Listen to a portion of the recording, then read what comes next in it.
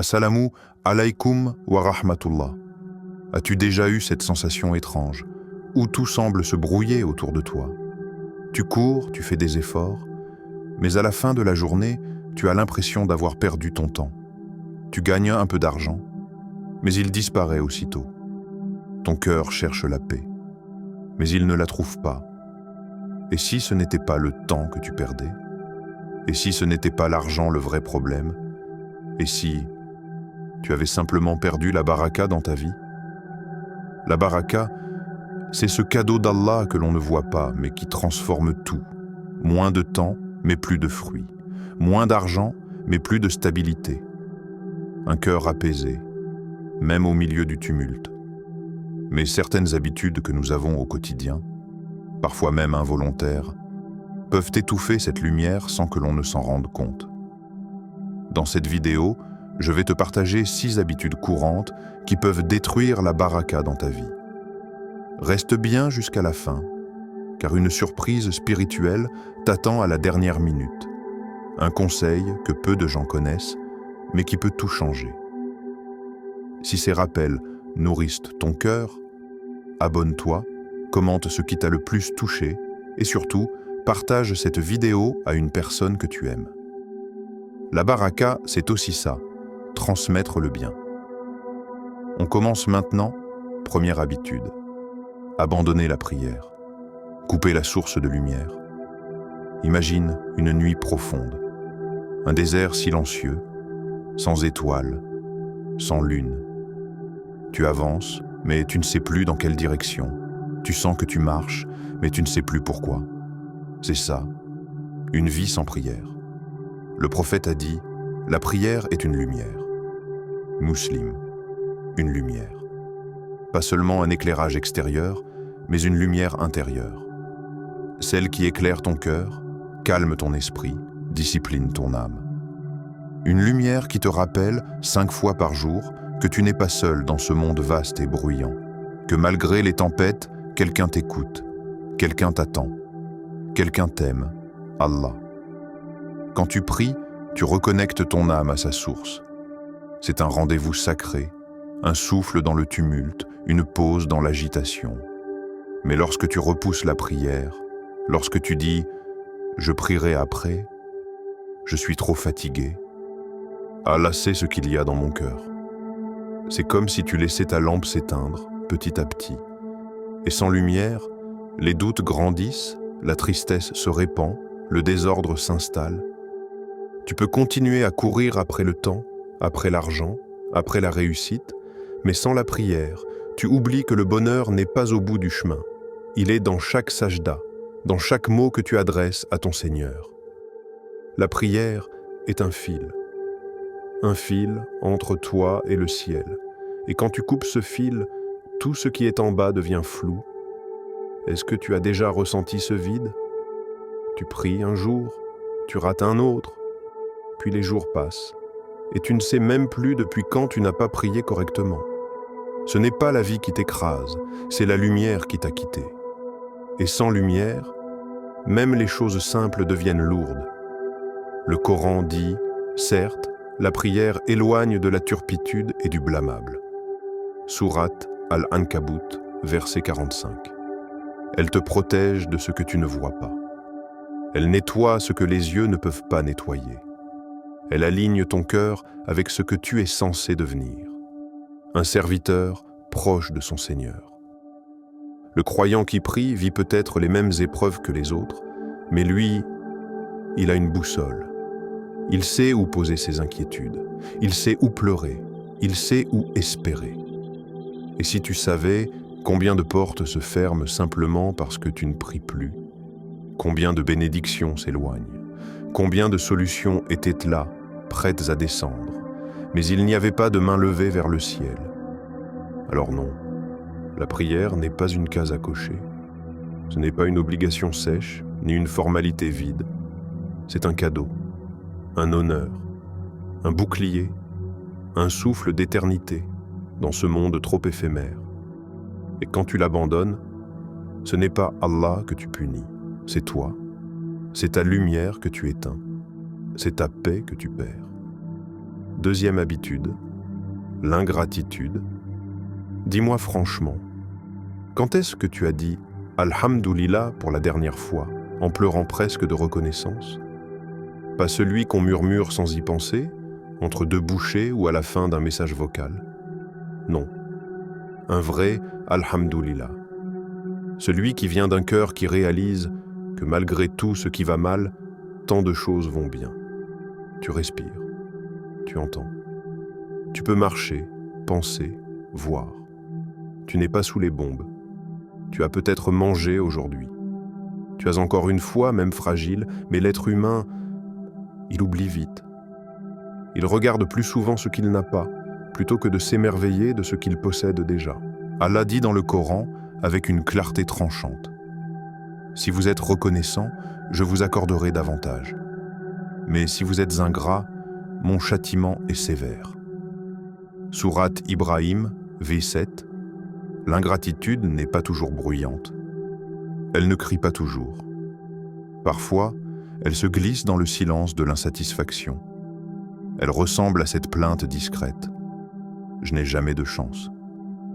Les autres ont toujours mieux que moi. Rien ne change dans ma vie. Elle s'installe dans les scrolls infinis des réseaux sociaux, quand tu compares ta vie réelle aux vitrines filtrées des autres. Tu regardes leurs maisons, leurs enfants, leurs voyages, et tu oublies que toi aussi, tu as des cadeaux d'Allah, mais tu as juste cessé de les regarder. L'ingratitude, c'est comme tourner le dos à un soleil et dire qu'il fait sombre. Et quand tu oublies de remercier Allah, tu oublies aussi le canal par lequel la baraka descend. Car Allah, dans sa sagesse, donne davantage à celui qui reconnaît. Mais il retire, parfois doucement, parfois brutalement, à celui qui oublie. Et voilà comment certains perdent la santé, l'envie, la tranquillité, sans même comprendre pourquoi. Ce n'est pas une punition, c'est juste une réalité spirituelle.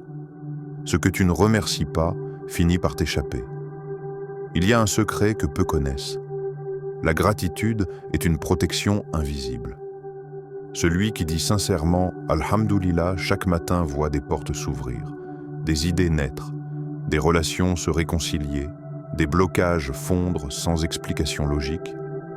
La gratitude, ce n'est pas seulement dire merci, c'est vivre en conscience.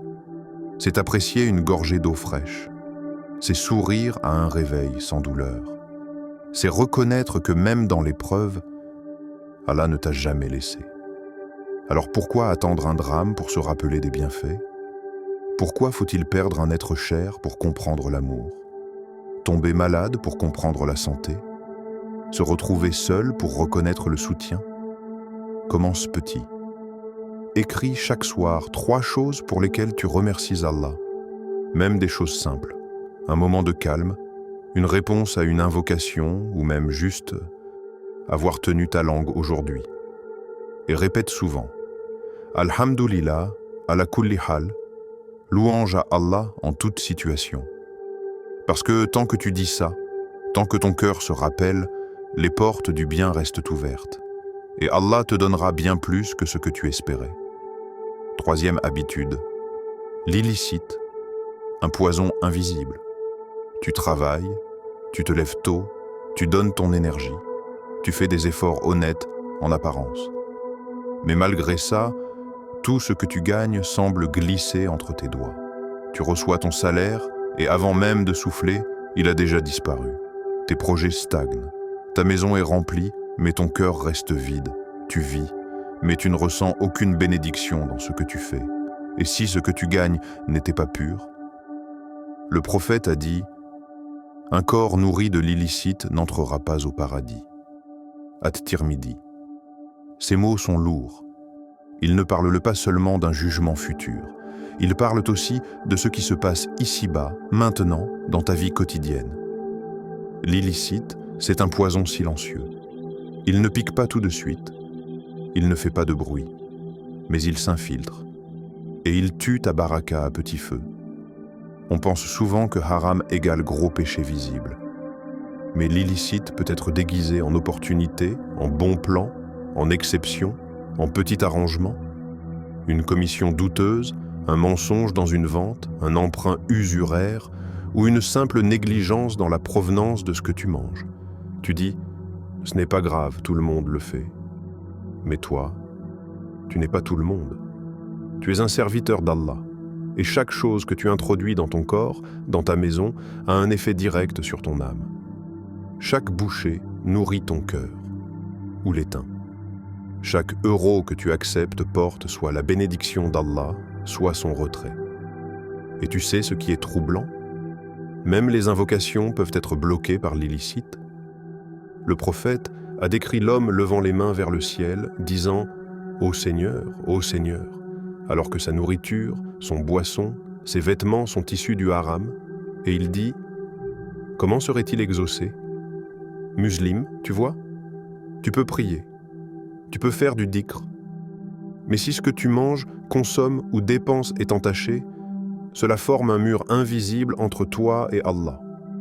Mais ne te décourage pas, car Allah aime ceux qui veulent se purifier. Reprends le contrôle. Cherche un revenu halal, même si c'est moins. Ce que tu crois perdre en quantité, Allah le multipliera en qualité. Tu verras la différence. Moins de fatigue, plus de clarté, une paix étrange dans ton foyer. Vérifie ce que tu consommes. Tu n'es pas obligé d'être parfait, mais sois conscient. Lis les étiquettes. Cherche la provenance. Pose-toi cette question simple. Est-ce qu'Allah serait satisfait de ce que j'achète? Et si tu sais que tu as fauté, fais taouba sincèrement. Dis, Ya Allah, je regrette. Je ne savais pas. Ou j'ai su, mais je t'ai désobéi. Aide-moi à revenir à toi. Le halal, ce n'est pas juste une obligation, c'est une protection spirituelle. C'est un scellé de baraka sur ta vie. Et ce qui est haram, même s'il brille, finit toujours par s'effondrer. 4e habitude, couper les liens de sang, fermer un canal de miséricorde. Tu sais ce que c'est que d'être fâché avec un membre de ta famille? Un frère, une sœur, un parent? Peut-être que la colère grandit dans ton cœur depuis longtemps. Peut-être que tu te dis « c'est lui qui a commencé, il m'a blessé ». Tu te protèges dans ton orgueil et tu restes à l'écart. Mais en attendant, qu'est-ce qui se passe dans ton âme? Le prophète a dit « celui qui coupe les liens familiaux n'entrera pas au paradis ». Bukhari, Muslim, des paroles lourdes. Mais elles ne sont pas là pour te condamner, elles sont là pour te réveiller. Chaque fois que tu cesses de parler à un proche, chaque fois que tu laisses une rancune se transformer en mur, tu fermes une porte sacrée, une porte de miséricorde qu'Allah a placée dans ta vie. Et quand cette porte se ferme, la baraka de ta vie se dissipe peu à peu. Tu penses que ce n'est qu'un petit conflit, un malentendu? Tu penses que tu peux simplement laisser le temps réparer tout ça? Mais en attendant, chaque jour de silence, chaque non-réconciliation, ce sont des bénédictions que tu perds. C'est une lumière qui s'éteint sans que tu ne t'en rendes compte. Parfois, une simple rancune bloque toute ta vie. Elle te suit partout, dans tes affaires, dans ton travail, dans tes prières. Car la colère, même silencieuse, pollue ton cœur. Elle devient comme une barrière invisible entre toi et la paix, entre toi et la baraka d'Allah. Tu dis « mais il m'a fait du mal, pourquoi devrais-je tendre la main ?» Et Allah te répond « et si tu pardonnais ?» La réconciliation commence toujours par toi. Allah t'invite à faire le premier pas, même si ce n'est pas facile, même si tu penses que ce n'est pas juste. Ce n'est pas une question de justice humaine, mais de miséricorde divine. Tu cherches la paix, tu cherches la lumière, et tu sais quoi? Elle est là, toute proche. Elle n'attend qu'une chose, que tu tendes la main.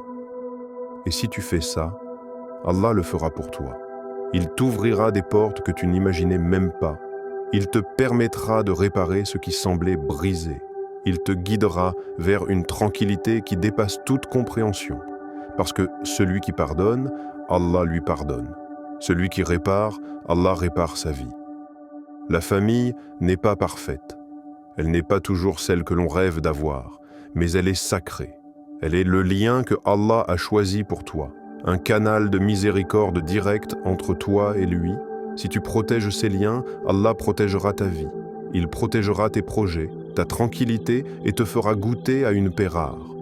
Rappelle-toi, un simple coup de fil, un simple pardon sincère, une main tendue, même dans la douleur, peuvent ouvrir des portes que tu ne soupçonnais pas. Quand tu répares une relation, quand tu rétablis un lien, ce n'est pas toi seul qui en bénéficie, c'est toute ta vie qui est bénie. Tu vois, la réconciliation n'est pas juste une action, c'est une invocation. C'est un appel à Allah pour qu'il remplisse ton cœur de paix. Et Allah répond à cet appel, car il aime celui qui réconcilie. 5e habitude. Voler les droits des autres, porter un fardeau caché. Tu penses peut-être que c'est terminé, que cette dette oubliée, cette promesse non tenue, cette petite tricherie, ce retard sont derrière toi. Que c'était un moment de faiblesse, de fatigue, ou simplement pas si grave. Mais le prophète a dit, le jour du jugement, les droits seront rendus, même pour une gifle. Musulman, rien ne sera laissé. Rien ne sera effacé sans justice. Et ce que tu crois insignifiant aujourd'hui pèsera lourd demain. En islam, les droits des autres sont sacrés. Tu peux prier, jeûner, donner en aumône, mais si tu as blessé un cœur, menti dans une transaction, humilié un frère, volé un bien ou une confiance, ces actes volent ta baraka sans même que tu le remarques. Tu veux réussir, mais tout se bloque. Tu veux avancer, mais quelque chose te freine toujours. Tu sens de la fatigue, de l'agitation intérieure, des conflits persistants. Parfois, ce n'est ni le shaitan, ni les autres.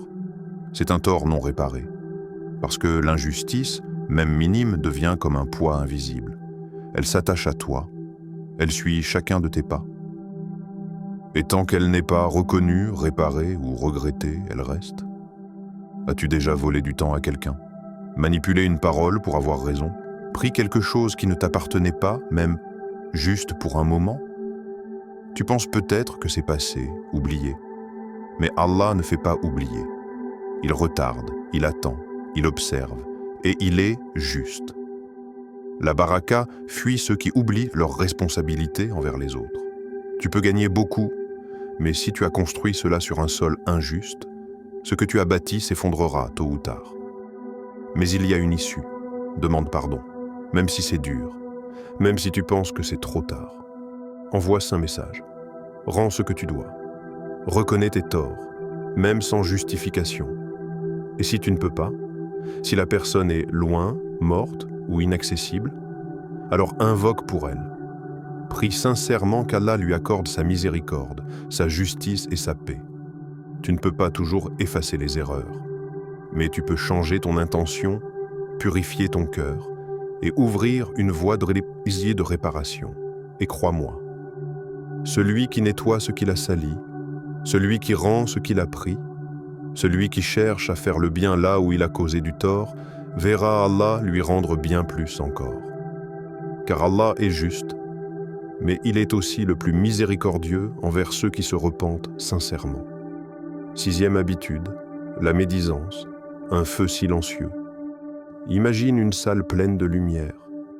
Tu es dedans et tout est pur, calme, presque sacré.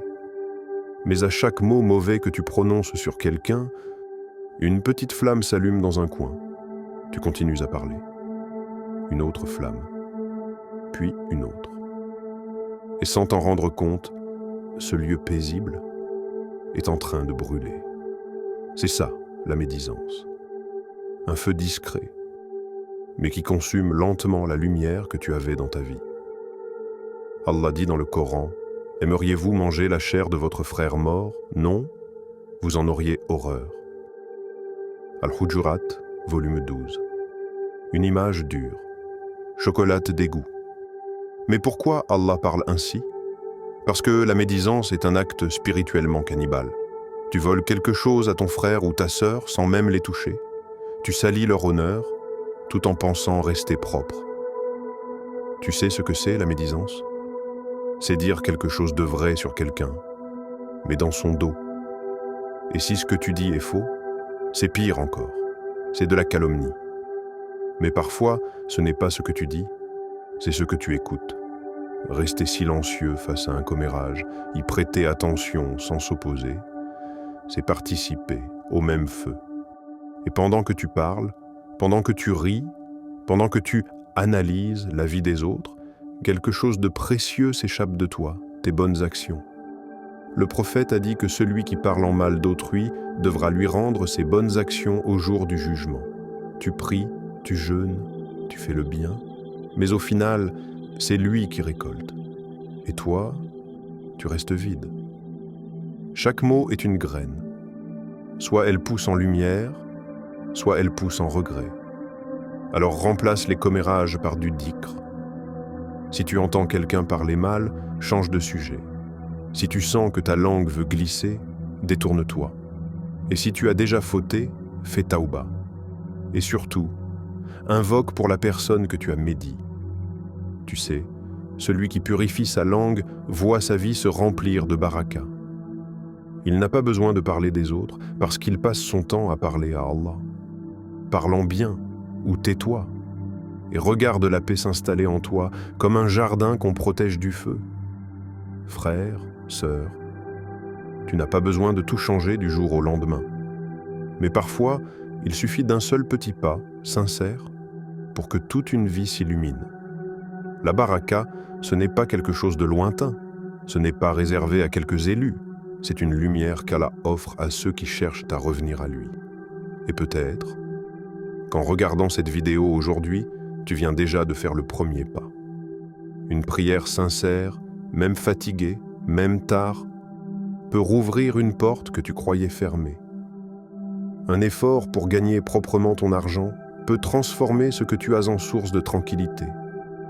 Un pardon, même silencieux, peut alléger ton cœur d'un fardeau ancien. Un simple message à un proche fâché peut ramener une pluie de bénédictions dans ta maison. Rappelle-toi, ce n'est pas le nombre de tes œuvres qui compte, mais la vérité de ton intention et ta détermination à purifier ce que tu peux. Allah n'attend pas de toi la perfection. Il attend ton retour. Il attend que tu dises avec sincérité « Ya Allah, je veux revenir vers toi. » Et crois-moi, quand tu fais ce pas, Allah en fait 10 vers toi. Il t'ouvre des chemins que tu n'aurais jamais imaginés. Et la baraka revient. Pas toujours en richesse ou en résultats visibles, mais en paix, en direction, en lumière. Si ce rappel a touché ton cœur, abonne-toi à la chaîne Parole du Prophète, commente ce que tu veux changer dans ta vie et surtout, partage ce message avec un frère ou une sœur qui en a besoin, car parfois, un simple rappel peut sauver une âme de l'oubli.